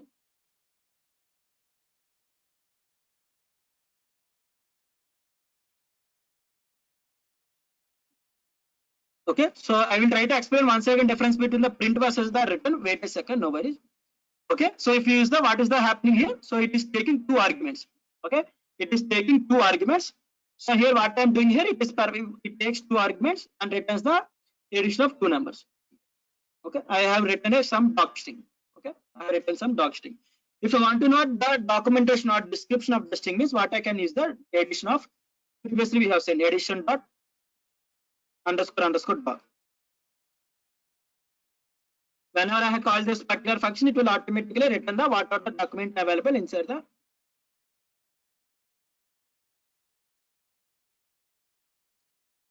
Okay, what are the function I have written, it will automatically give us to the output to the user. Okay, it will return to the console. Okay, it will return to the output window automatically what are the thing I have written here. So the function takes two arguments and returns the addition of two arguments. Okay, you can write multiple strings also. Okay, you can write multiple lines. How it is performing. Previously we have seen the one of the output for the count method. Okay, simply if I use the addition method, addition. Okay, so here what is happening, it is the example for the required arguments. So it takes two arguments. The two arguments are compulsory required. Okay, the two arguments are compulsory required. I have to pass compulsory those arguments 5, 5. It will automatically returns the A value, B value, and addition of two numbers. If I didn't pass the any of the value, means it will automatically gives me the required argument. It will give the error. Okay, that is the example for the required arguments. So how many arguments are available? That many values definitely I need to pass. If I miss any of the argument, means I will be getting an error called type error. Addition missing one argument, one required positional argument B. Okay, so required arguments function is nothing but the what are the arguments are defined. That argument should definitely you have to provide to the user. Okay, that arguments you should definitely provide to the user.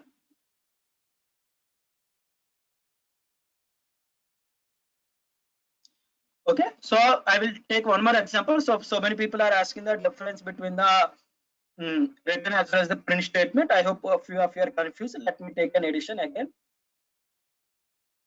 So one more thing you should remember is nothing but whenever you are writing a written statement, whenever the written statement is executed, the function will be terminated. Okay, whenever that written statement has been executed, the function will be terminated, which is nothing but previously we have seen the break statement. Sorry, break keyword.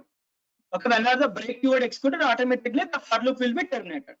Okay, similarly, whenever the written statement is executed or written keyword executed inside the function, automatically the below instructions, what are the instructions you have written below, those will not be executed. For example, return A plus B. Then if I return the print A plus B, A plus B, or print A comma B. Okay, those statements will not be executed.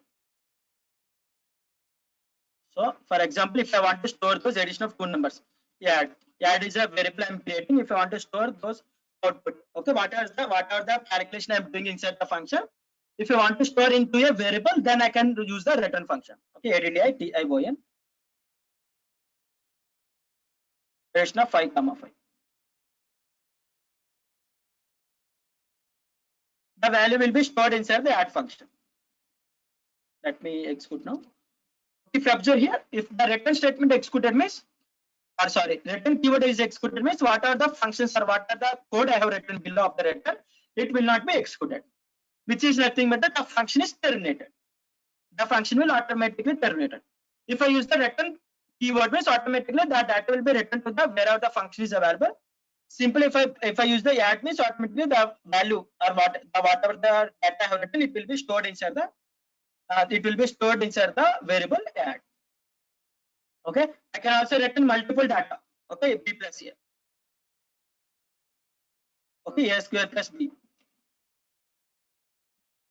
Okay, a square b. I can also return the multiple input. You will be getting as a tuple. Okay, that data will be returned as a tuple. It will be packed to a tuple because I didn't pack these variables. It will be automatically packed to a tuple and it will be returned to the user. Okay, whenever I have called, those things will be added. So simply, if I use the instead of returning, if I use the print statement base, it will return none. So let me give it. Okay, so if I use the instead of returning, if I use the print statement base, it will return none.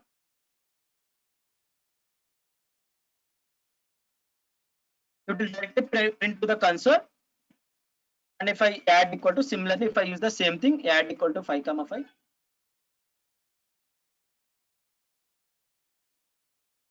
Okay, what are the print statements are available? Everything will be executed because return is not available. If I use the add means none will be returned.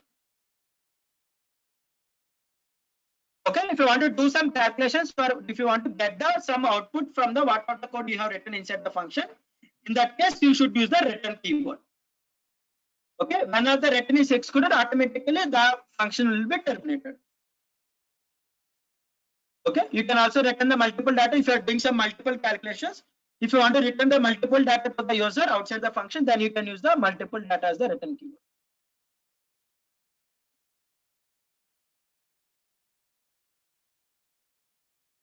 Let me write it here like it.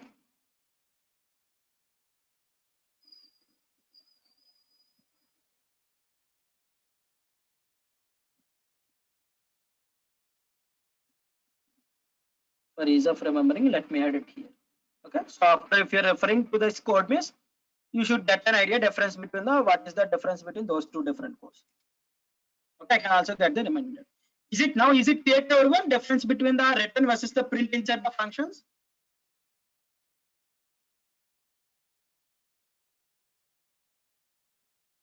Remaining previously few of you asked, so if it is clear means we can go.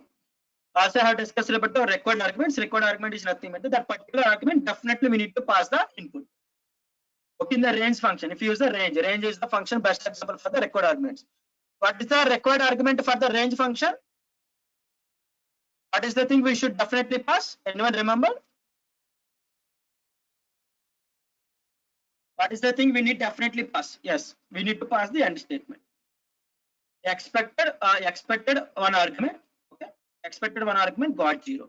Okay, it is the error message end value. I have to pass the end value definitely. Okay, so this is the example for the required arguments. I hope it is clear to everyone what is meant by required argument functions.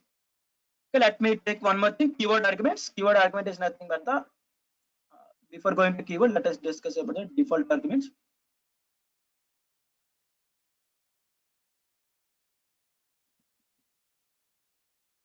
Okay, default arguments. So there will be some default value. For example, define of addition. Again, I'm creating a addition. A comma, if I didn't got the value as the b means I will be written as the 0.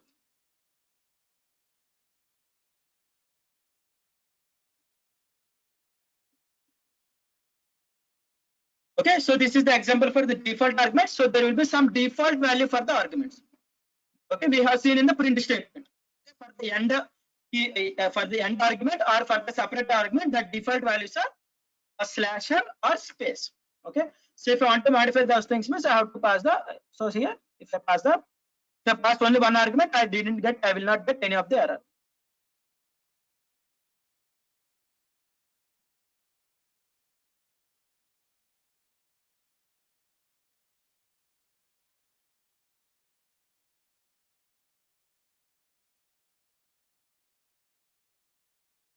Okay, so we are assigning or nothing matter, we are creating a default value for the arguments. Okay, previously assigning value, good. Okay, we are defining some default value for that particular argument. So this is the example for the default arguments. Okay, we have seen the print statement. For the print statements, we have seen for the default arguments or nothing but the range function. Okay, not the print statement. So print is the example for the keyword arguments. So let me discuss. For the range function, what is the default value for the start value? Default value for the start value and 0. Good. Okay, that start value for the default range function is the 0, and the step value is the 1. Okay, that is the example for the predefined default argument function. Okay, let me write it here. Range, if I didn't define the range, means automatically I'll be getting a range of values 0 to 5. Okay, I can use that particular thing about the for loop. Okay, so here 0 is defined automatically. Okay, now let us see the keyword arguments.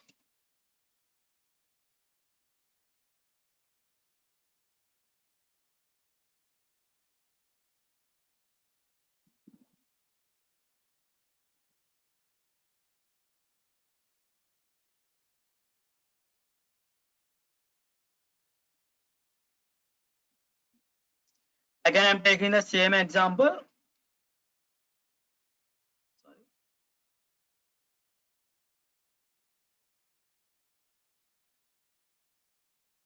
Again, I'm taking the same example. Keyword argument is nothing but we will be passing the values based on the keyword.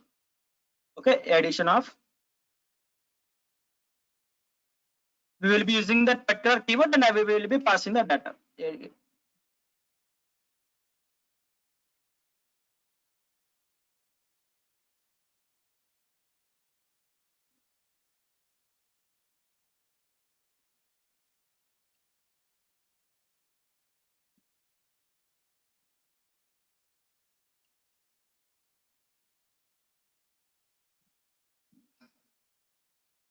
Okay, so keyword arguments, we are calling the keywords and we are passing the values. Okay, keyword arguments is nothing but we will be calling the keywords. Sorry, I have to pass the. Okay, so I have to print these things.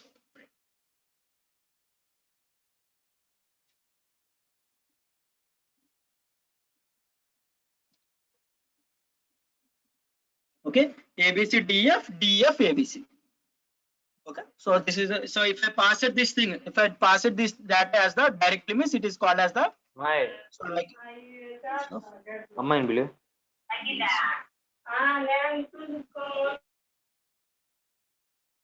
Okay, it is the example for the positional arguments or keyword arguments. Sorry, positional arguments. This is the example for the required arguments or positional arguments. So this is the example for the keyword arguments. Okay, based on the keywords we can pass. Again, if I pass the same ways previously you have observed, if I repeating the same argument means I will be getting an error. What is the error? Keyword argument has been repeated. Okay, so you can also pass the values. Okay, directly you can pass the values also like this. Okay, for example, df comma. So in the print statement, what is happening? What are the data you are passing? Directly you are passing. Then you are specifying the SCP method or end method. SCP method or end method. Okay, you are passing SCP method or end method after passing the data. So you can also use that in that way also. Okay, it is also valid for the keyword length, keyword arguments. Okay, keyword arguments. So you definitely have to pass them as the. If you are passing data based on the keywords means then you can use the keyword arguments. So why keyword arguments is available means we will be using few different methods from the packages. We are having 57 or 60 arguments for the particular method. Okay, for that particular function or method, we are having 60 or 30 arguments. For default arguments, for keyword arguments. Okay, for specifying the values, we will be calling them as the keyword arguments. We are passing the keywords. Okay, then also you have to pass in the order. Sorry, you have to pass them in the order only. You can't pass them in the reverse order. For example, you have passed as the DF. If you pass the A value here, okay. So the first thing will be considered as the first argument. You can't define A again. Okay, additional argument got values for argument A, but B not got. Okay, so if you pass in such a way means it doesn't text to the B value, but it only takes to the A argument. Okay, definitely if you're using the keyword arguments means you have to mention both the things, or otherwise in an order you have to pass the arguments. These are the few different conditions where you will be getting the error. If you pass the same argument for multiple times, you will be getting keyword argument is repeated. If you pass the value for the same argument, okay, it is also similar to above one. So actually it is the data for the A argument, it is automatically taken. You have to pass for the B argument, but here you have taken as the A, so that is a addition got multiple values for argument A, but you didn't pass it for the B. So this is the error you will be getting. Everyone understood till now? Positional argument, default argument, keyword argument.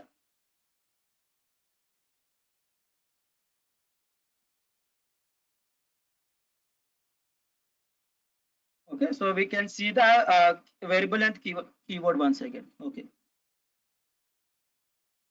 So if we call the keywords and if we pass the data, okay, if we call the keywords, so these are nothing but the keywords inside the function or nothing but the arguments.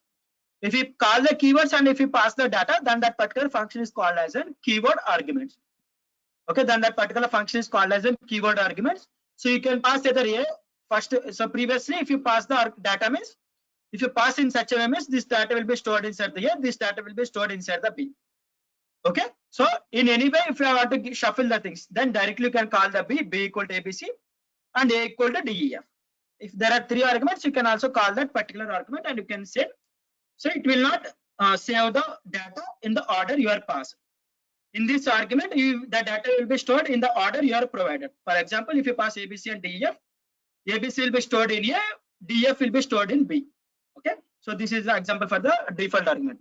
For example, if we want to send the data based on the arguments, so B equal to ABC and A equal to DEF. If you reverse the arguments also, the data will be stored in the format. Okay, for using the keyword arguments, definitely you should remember the keyboard. Okay, definitely you should know the what are the keywords available. Keywords are nothing but the what are the argument names available. Then only you can use that thing. Okay, if you pass as the D, then also you will be getting an argument. For example, you don't know the what is the keyword available. You don't know the keyword available. If you pass the D equal to ABC and A equal to ABC, okay, then you will be getting an error called argument got an unexpected argument D. Okay, for using the keyword arguments, definitely should know the what are the arguments available.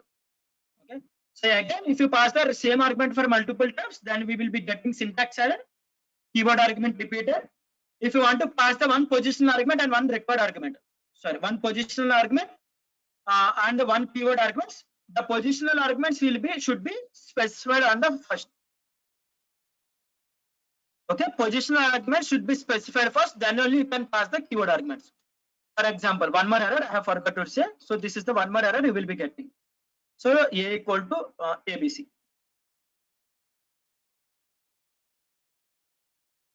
Okay, so positional argument should be passed first, then keyword arguments. So this is nothing but the positional argument. So you have to position this value to the A actually. But what is happened? You have passed after the keyword argument. Okay, you should remember while creating the keyword arguments, positional argument follow the keyword argument, which is nothing but you have to first pass the positional argument, then you have to pass the keyword arguments. Okay, and one more error you will be getting is if you given the same argument means, so if it while setting the positional argument, the first value will be written to the A argument. If again you are passing to the A value means, you will be getting an error called multiple values for argument A. Okay, so tomorrow we can discuss about the variable length keyword arguments, second, and also value by reference and call by value, call by reference. Again, we can see the something called local variables, global variables, non-local variables, and all those things. Arrays. So what is you are saying, Anil? I didn't got arrays means. Okay, that's it for today. Everyone understood what are the things I have discussed? So today we have discussed about the sets we have discussed. So arrays we can discuss after completing these concepts. Okay, so we have discussed about the sets, we have discussed about how to add the elements, how to remove the elements. Then we have seen the methods available for the sets. Then we have discussed about the functions, what are the different types of functions available, how they're categorized. Okay, So what are the different types? First thing is the built-in function. Next thing is the user-defined function. Okay, user-defined function as well as the built-in functions. Then we have seen the different types of functions called your built-in functions. We have seen.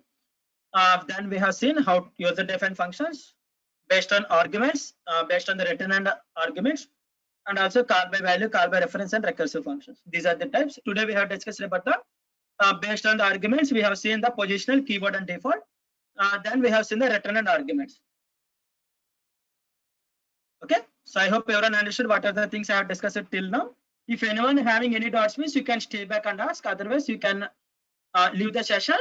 So that's it for today. Thank you for being with us in the day 11 session of data science using Python mentorship training program.